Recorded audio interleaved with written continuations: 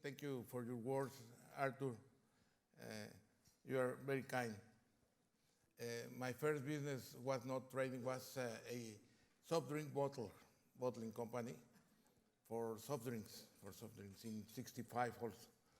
But I get involved also in a stock house and real estate and construction in 65, 50 years, more than 50 years ago. Well, I will try and excuse me for helping with some information in the screen. I will try to talk about the challenges and the crisis that this new civilization is provoking to the world. The world is living, like everyone knows, a technological revolution, and this technological revolution is the second revolution in the last 200 years. The last one was the Industrial Revolution, but this is moving so fast and is creating problems in so a short term that are additional to the problems that the agricultural society may provoke. So I will tell that the first information I am putting there are the paradigms of the agricultural society and the paradigms of this new technology society. And it's important to look that there are 180 grades opposed. They are completely opposed. And the crisis come because the changes that this new society creates. In the past, it was monolithic, the power was monolithic. You know that the people in charge of politics came from divinity in worldwide. The pharaoh of Egypt came from the divinity. The emperor of Japan came from divinity until MacArthur and the US won the war, and they make him say that he don't come from divinity. Today, some kings descend from Mahoma, and the European kings were also with a religious support. In Mexico, the Aztec came from divinity, the Inca, everywhere. And that's why monolithic power were together: economic, financial, military, religious, and politics. And now we are looking that we are living la anterior, no la cambien. Don't change, please. The last one, well, it's okay. The new society is talking about diversity, plurality, especially freedom, democracy, participative democracy, and electoral democracy. But there are many other paradigms that are completely different. Slavery against human rights, social immobility, now is social mobility, where you were talking about meritocracy. Education, in the past they were ignorance, completely ignorant, the people and different classes. Wars and plunder, unhealthy society, environment, hostility, poverty. And now all these things are moving in a different way. In the past, I think the worst issue that the agricultural society lived is the slavery and the exploitation of people. They used to exploit people with the classes to peasants, to slaves, etc. And now the new society is that's the good news, is sustained by the welfare of people. You need now in this new civilization people educated, people with skills, but also people that get part of the market, get part of the economy. Not like in the past that they need to work hard and consume as less as possible. Well, that's some points, like we know the agricultural society is primary, the industrial is secondary, the technological is tertiary. The change from the primary to the secondary, the industrial revolution came with the steam engine. The steam engine changed everything with the boats, steamboats, with the trains, and with the machinery moved by steam. And then in the second part of the industrial society came in the 20th century with the electricity and the internal combustion engine that moved very fast. And they came all the other developments of science and technology during the 20th century. Always the technology has made changes, has changed the world, but there are some changes that create a revolution.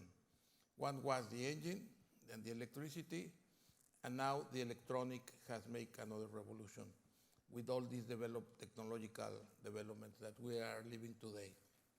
So if you can put the next one is, the challenge of the new civilization is some of them are the insolvence of developed countries, et cetera,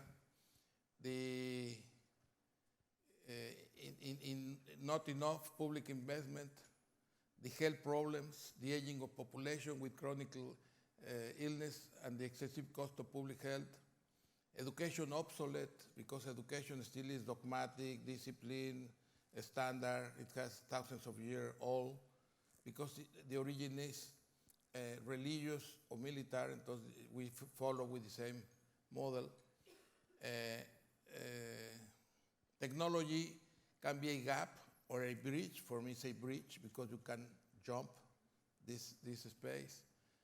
Problems of poverty, corruption, urban decline, unemployment, and that's the problem. And the fourth is traffic of weapons, terrorism, traffic of drugs, and traffic of persons. That's, I think, are the big challenges of this new civilization. And what we're looking now is not the solution of the problems. It's not trying to find solution to all these problems, but we follow with monetary and fiscal policy, trying to solve the problem with monetary and fiscal policy. And what is the way that I can propose now, or we can talk about that and discuss.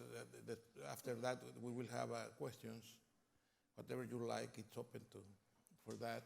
I am very open to that. The first point is that governments should get out as much as possible of business and microeconomy. It should be done by privates, not only businessmen, but funds, PPs, public-private partnership, et cetera, et cetera. We have the countries that are having a lot of the incidents, fiscal incidents in our countries are the ones that are worst. France is like 55% fiscal incidents. They have big debt, and they have they are bankrupt because they have pension funds very expensive, health support, and social benefits that are not sustainable. And guess who is the country in Latin America with more tax incidents? Brazil. But it is also the country with more debt, with more compromises, et cetera, et cetera. Entonces, the first areas and the corruption can be solved with the public-private investment, the private business, the private activity,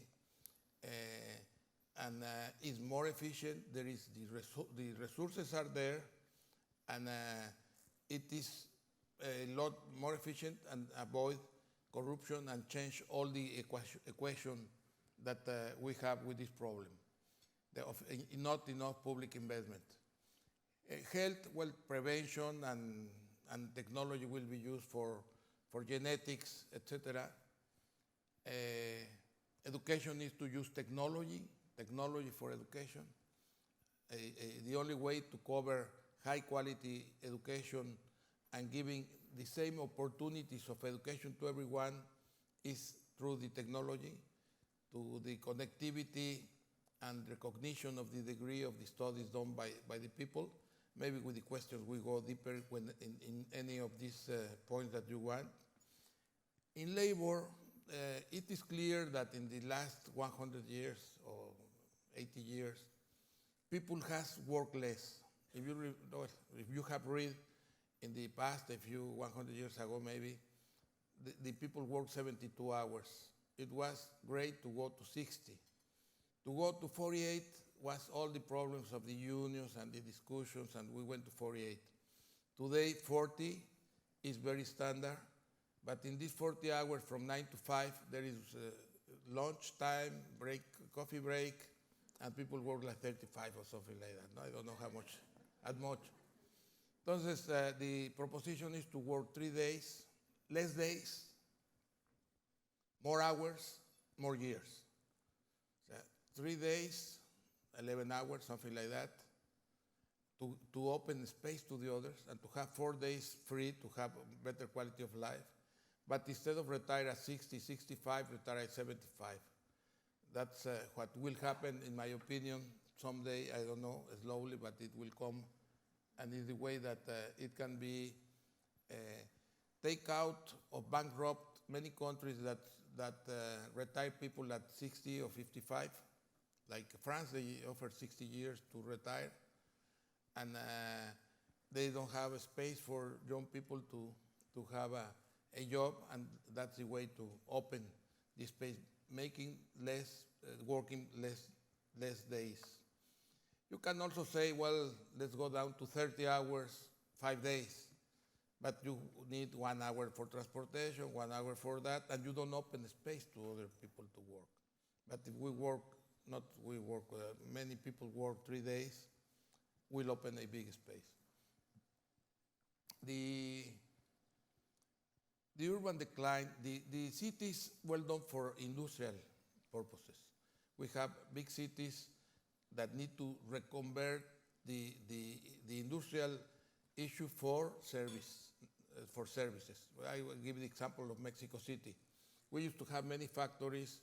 The city grew because people come from rural areas to live in urban areas, and not only they came from the rural areas and from being in the agricultural society to the industrial society, but also there were a lot of industries in the city. This is the example of many cities. And now all this industrial went out. That's what we need is to do clusters where people can live, work, entertainment, health, education, and don't need to have so big transportation. That's a urban reconversion that is necessary in most of the big cities of the world. That is not only a solution to have a better kind of life, but it's also a big economic activity that gives a lot of employment, save time in transportation, and make life higher quality and easier. Well, and you know the problems of terrorism and traffic of weapons, etc. That's something that should be addressed internationally. We wait that in some way it should be solved, but maybe we can leave it for questions. I don't want to have so much time talking about these points. I prefer to answer some of your questions. And poverty. Poverty is a big problem. And how can we solve problems? You can think how much money has been used in the last 80 years to solve poverty. All the social investment of all the countries in the world, all the money put in social security, the money put in education, in all the programs that the countries can imagine, and how much of the gross national product go there. I don't know, maybe it should be like 30% every year or 25%, plus the foundations, the charity of the foundations, the investment in education, health, etc., etc. And the point is that the only way to finish with poverty and with high dignity is with employment. That's what we need to solve problem, is by sure education, the two is, no? Education and employment. Education and training, not only academic education, but education to have skills, to find jobs, and that should be done as soon as possible and make people a better offer to find jobs. If I doesn't know to do anything, I have not too many opportunities, but if I study that thing and this other and many, and I get trained and I have a good education, I am a better offer for fine job and a better job. That is what is important. And what is necessary in our countries and worldwide is to create new activities, new economic activities, create more space for employment, and push this possibility of employment to give the opportunities to everyone to have a job and to live with dignity and have a revenue. What is so important is the distribution of income that is the fruit of wealth. The wealth should be invested with efficiency and to create economic activity, and from this economic activity, part go to salaries, but another part go to the governments that should be used without, with more efficiency and without any corruption.